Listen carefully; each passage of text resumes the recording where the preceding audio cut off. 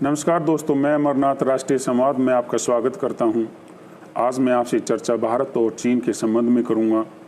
जैसा कि दोस्तों आप सब जानते हैं कि हाल में भारत और चीन सीमा पर तनाव चल रहा है, जिसमें हमारे 20 जवान शहीद भी हुए हैं और हमारे जवानों ने अपने शौर्य का प्रदर्शन करते हुए चीनी सेना की काफ़ी जवानों को मारा भी है। दोस्तों, अक्सर हम जानते हैं कि 1962 में युद्ध हमारी हार थी और चीन ने अचानक वो युद्ध किया था और हमारे ज़मीन के बड़े हिस्से पर कब्जा कर लिया। लेकिन दोस्तों, चीन ने अचानक से नहीं किया था।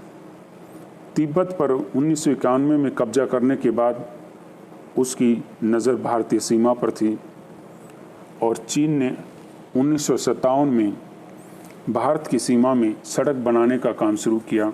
इस संबंध में भारतीय आर्मी ने भारत की केंद्र सरकार को अवगत कराया और भारत की सेना इस इंतज़ार में रही कि सरकार उनको आदेश देगी ताकि वो चीनियों को मार सकें और यहाँ से भगा सकें, लेकिन सरकार ने कोई आदेश नहीं दिया।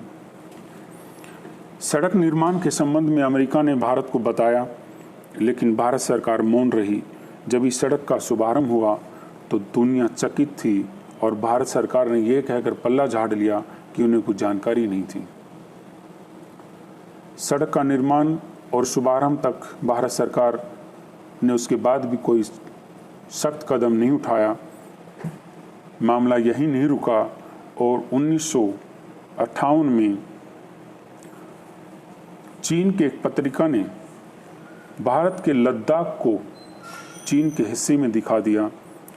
उस समय लगा था दुनिया को कि भारत कड़ा जवाब देगा, विरोध करेगा, चीन के समक्ष विरोध दर्ज कराएगा और अमेरिका और यूएनए में जाकर अपना विरोध दर्ज कराएगा। लेकिन हैरानी ये हुई दोस्तों कि भारत सरकार मौन रही। यही कारण था कि चीन ने 1962 में भारत पर हमला किया और भारत की कोई तैयारी नहीं थी। यही कारण रहा कि हम हार गए। वह सैनिक हार नहीं थी, वह सरकार की हार थी। सरकार ने जो चीन की अनदेखी की उसकी हार थी। आज चीन बार बार भारत को डराने धमकाने का दुस्साहस करता है। ये दुस्साहस उसमें कोई एकाएक नहीं आ गया, ये वर्षों से उसके अंदर पनपता रहा और भारत की राजनीतिक कमजोरियां चीन को प्रेरित करती रही भारत को एक कमजोर, एक शक्तिहीन देश समझने के लिए। दोस्तों, क्या वजह थी कि 1962 का एक गरीब सा चीन देश भारत को गुर्रा रहा था। भारत अपनी महान सेना का शौर्य लिए हुए दुम दबा कर बैठा रहा।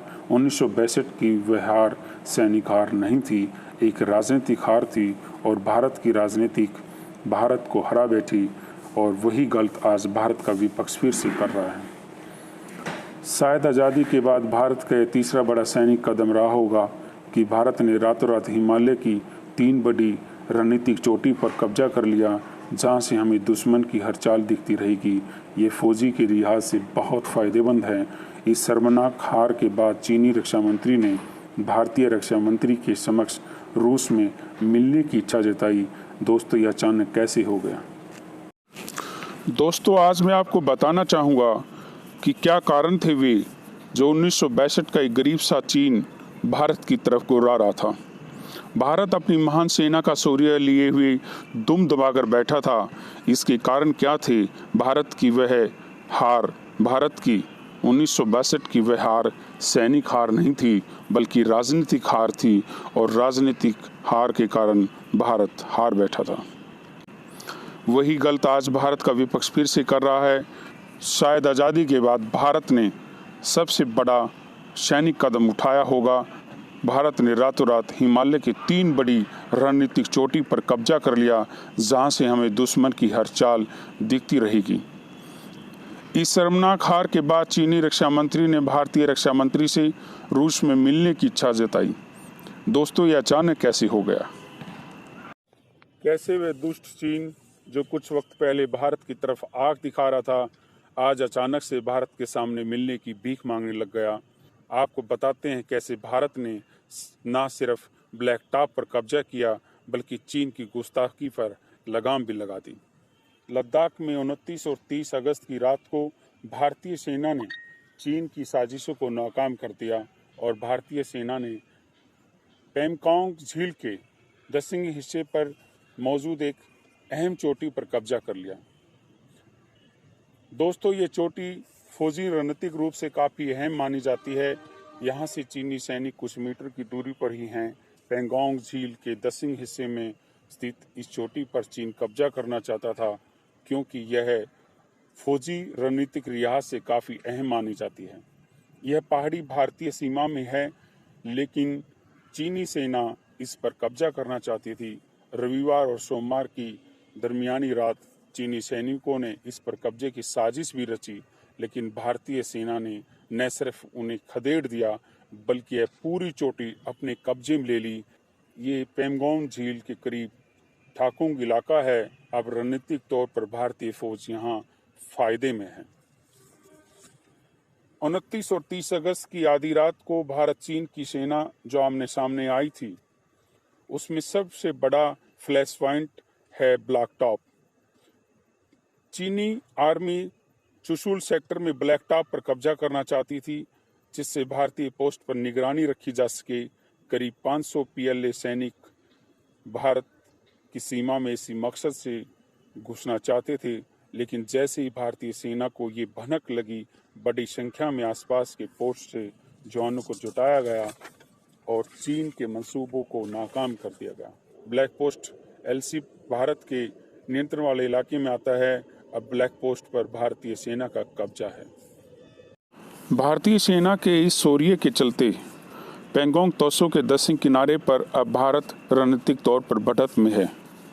चुशुल के लेजांगला और रिंगिंग्राम में सेना ने अतिरिक्त जवान तैनात किए हैं, जिससे चीन कोई दुस्साहस ना कर सके। भारत ने चुशुल के संपाकुर के पास में T-90 टैंक की रेजिमेंट तैनाती की है, जिससे चीन के किसी भी नापाक मंसूबे को विफल किया जा सके। मौजूदा घटना में यह भी देखा जा सकता है कि अब चीन के साथ पेंगोंग झील के उत्तरी किनारे पर दिक्कतें थी, तो फिर PLA ने पेंगोंग त्सो में दक्षिणी छोर पर एक हरकत क्यों की है। जाहिर तौर पर यह घटना PLA की मंशा पर बड़े सवाल खड़े करती है।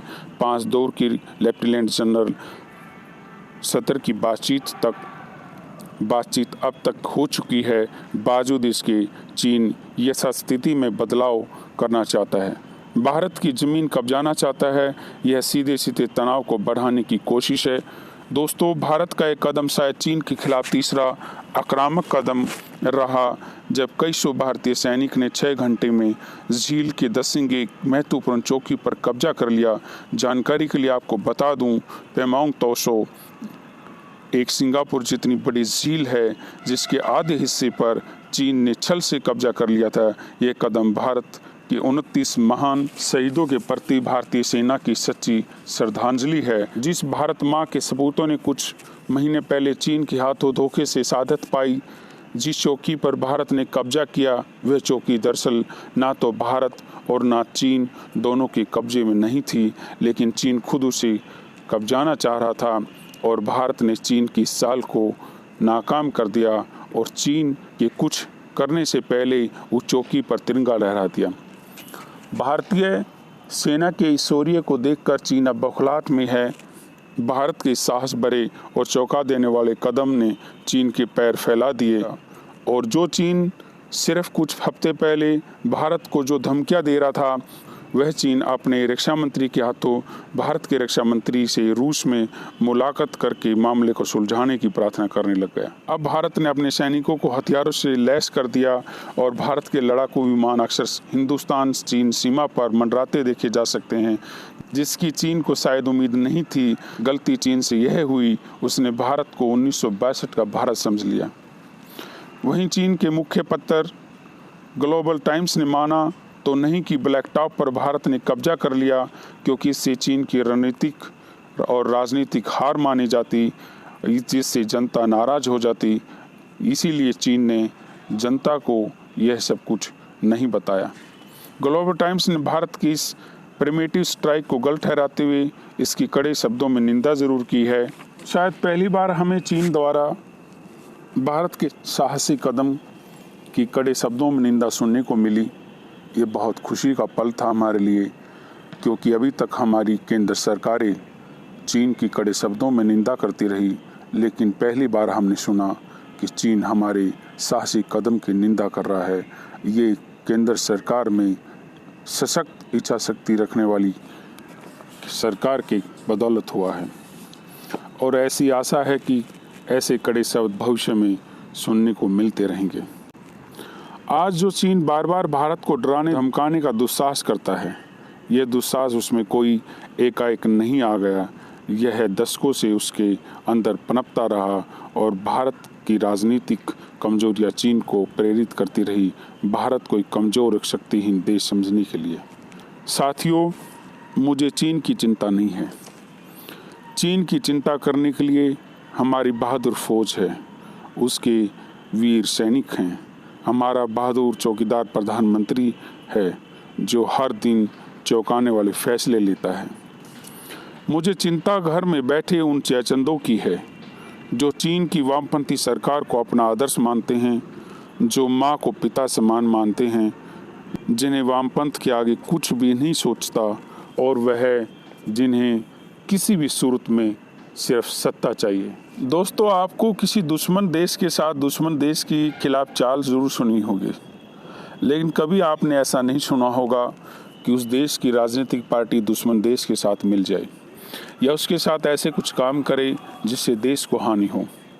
कांग्रेस कभी 2008 में चीन की वामपंथी सरकार के साथ समझौता करती है, वह भी भारत के बिना प्रधानमंत्री की मौजूदगी में, और कभी हमारे महान जवानों की शहादत को दरकिनार करके सेना और सरकार से वही सवाल पूछती है जो चीन पूछ रहा होता है। मैं ये नहीं कह रहा कि हमारे देश की सरकारें चीन के हाथों बिक गई थी, लेकिन क्या भारत का विपक्ष आज सत्ता पक्ष से बदला लेने के लिए चीन की चाल नहीं चल रहा है? जिस विपक्ष को आज भारत की सरकार के साथ खड़ा होना चाहिए, आज वह विपक्ष भारत की सेना से, भारत की सरकार से दुश्मन देश की भाषा बोल रहा है।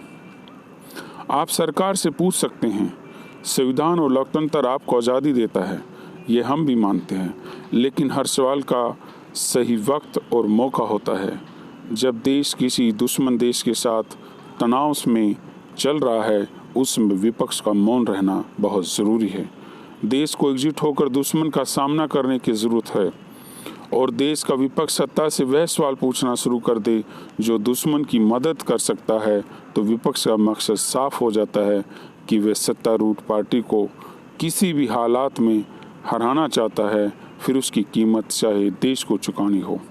दोस्तों, महान शिक्षक आचार्य चाणक्य जी ने कहा था, सत्ता से सवाल ज़रूरी है वरना सत्ता बेलगाम हो जाएगी, लेकिन सवाल तब पूछना चाहिए जब देश सुरक्षित हो, ना कि तब पूछना चाहिए कि देश के दुश्मन देश के अंदर घुसपैठ करना चाहते हों।